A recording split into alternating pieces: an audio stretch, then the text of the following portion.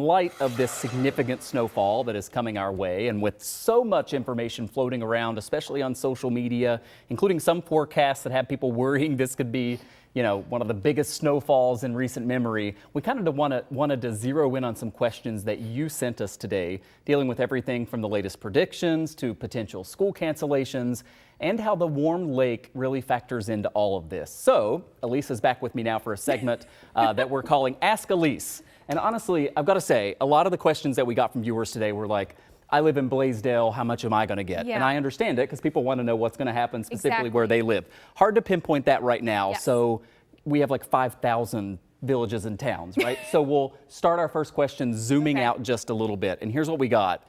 A bunch of people asking us about this. It's a story from AccuWeather, and you can see the highlight or the title on the left side there, Feet of Snow to Bury Buffalo as potentially historic lake effect event looms. In the body of the text, it says Buffalo could get 3 to 6 feet of snow. And then on the right side, you can see the map. We're in the 4 to 6 foot potential. So Elyse, people are sharing this. They're seeing it.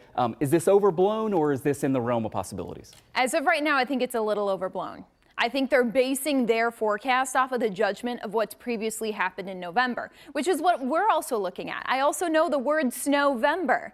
2014. That has a societal impact. So I'm very careful when I say things like that.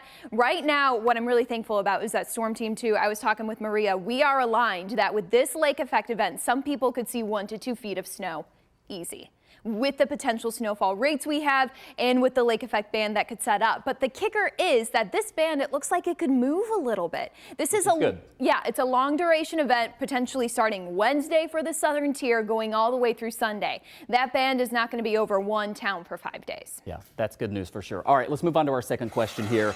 We know that lake effect requires the lake, right? Right now, Lake Erie is 54 degrees, extremely high for this time of year. And a viewer asked, I know the lake is warm. If it were closer to normal temperature, will we get less snow, or does it just matter that it's not frozen? The lake is a big player, Elyse. I know. We just had a record temperature for Sunday when it was 55 degrees on the lake.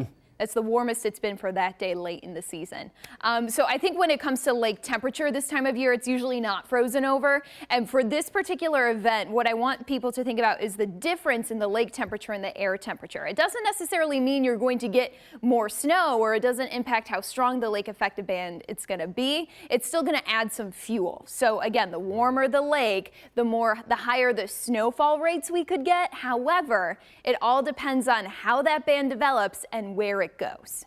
All right, good stuff. We've got less than a minute left, Elyse. Our third question here, someone simply asking, potential school closings Friday and or Monday. Is one day more likely than the other as you're looking at this now? I think it depends on if we can keep up with it, right?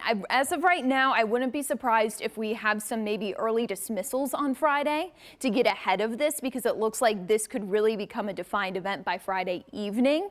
But again, some computer models have it starting in a little bit earlier on Friday. And then by Monday, of course, it's going to be winding down. So were we able to keep the streets open? How did we do managing this event as a city?